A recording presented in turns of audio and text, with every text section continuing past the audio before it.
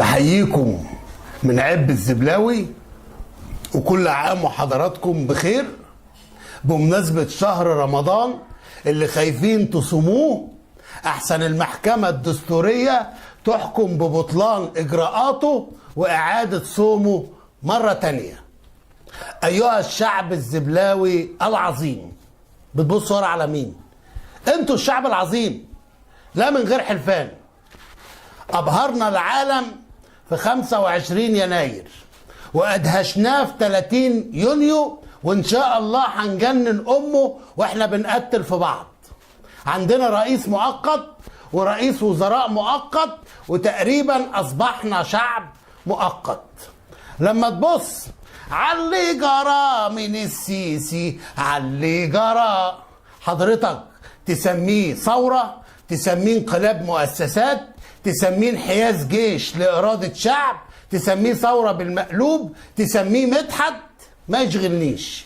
بس الجيش نسي حاجة بسيطة، ان الرئيس مرسي نجح بنص إرادة، حاجة و50%.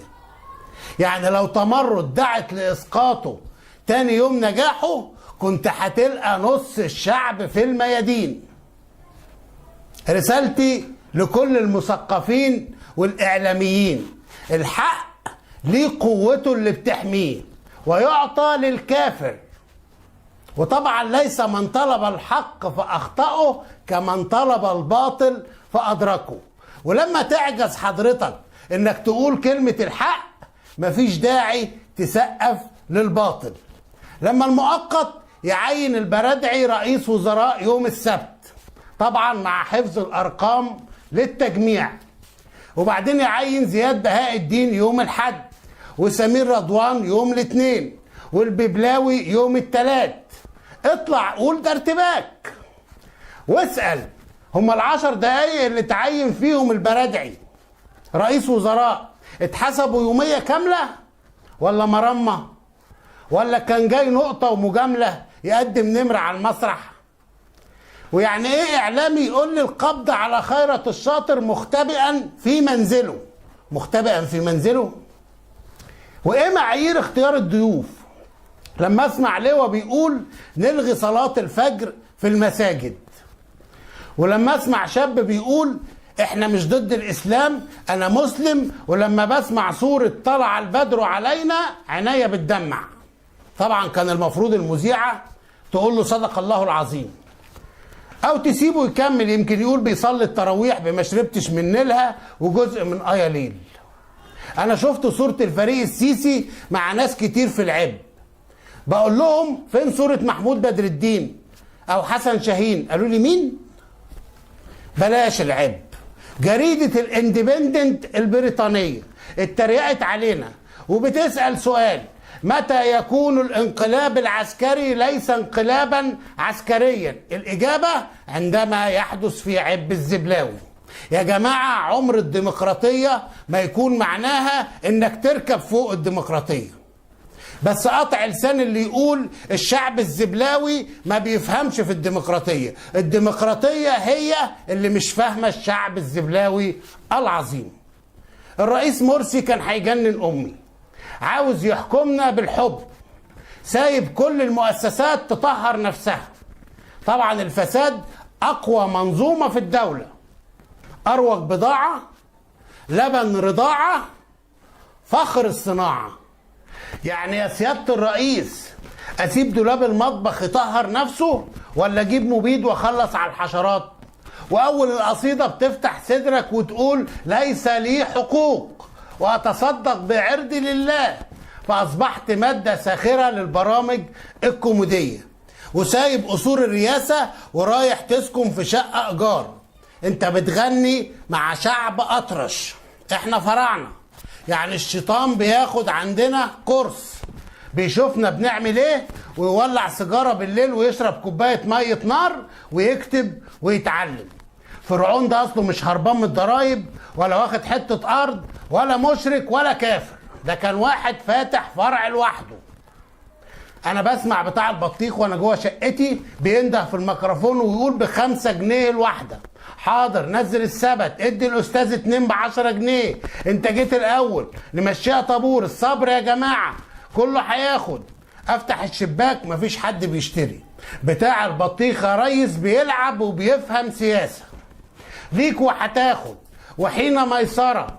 واللي يقول لي يا ابني اقول له يا جدي بشكل ودي. واللي يلزم حدوده يحافظ على وجوده حتى لو اكلنا المش بدوده. انت ولا فنجري بق ولا فنجري مال، عايش في المدينة الفاضلة. اختك لما تعبت دخلتها مستشفى عام عشان تموت فيها.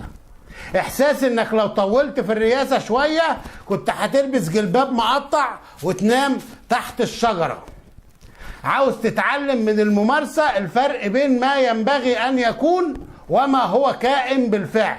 اديك شفت بعينك الشعب فرح قد ايه ببيان السيسي، وبقى يتعارك في الميادين عشان يشيل ضابط الشرطه وضابط الجيش على كتفه، والضابط يقول لهم واحد واحد هركبكم كلكم والله، هركبكم كلكم والله. ومع ذلك مش احنا المفروض خلصنا من مليونيه الكارت الاصفر ومليونيه الكارت الاحمر؟ هتشوفوا قريب جدا مليونيه الوقت بدل الصايع. الوقت بدل الصايع. ايها الشعب العظيم، كم واحد اعتلاك باسم الوطنية؟ اللي خايف من بكرة ما يجيش بعد بكرة. ولو اتوبيسك عطلان ما تنزلش تزق، افضل اشتم في السواق وهق، واعمل فيها السائر البق، او اشتري شال وعيش النضال المجاني، او توكة وسلسلة وقول انا مطرب الثورة، او روب اسود واعمل نفسك فقيه دستورجي. لو دقنك طويلة كمل تشتغل داعية اسلامي. سينما اوانطة، هاتوا فلوسنا. كل اللي حصل وبيحصل وهيحصل اساسه اننا كلنا ايدينا في جيوب بعض، عايشين بالفهلوة.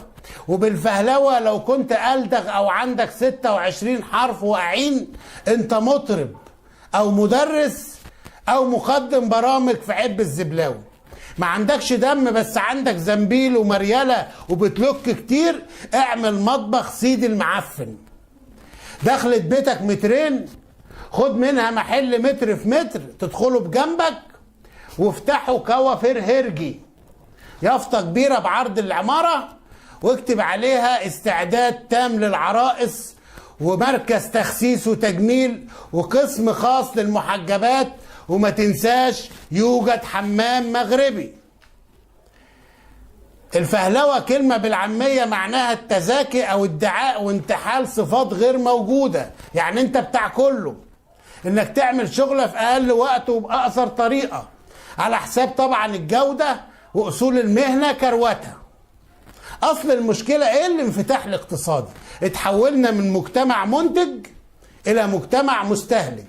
هو الموضوع، بنستورد كل شيء، فاتأكلت مهن وشرايح.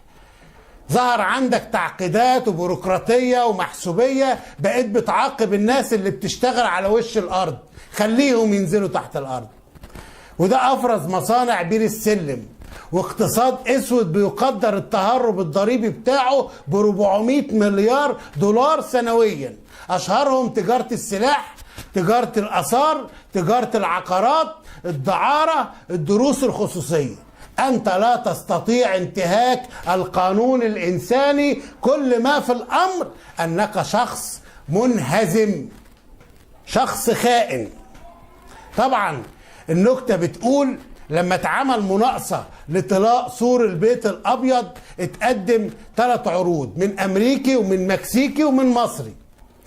الامريكي كتب $900، قال لهم $400 بضاعة، $400 عمالة، $100 مكسبي.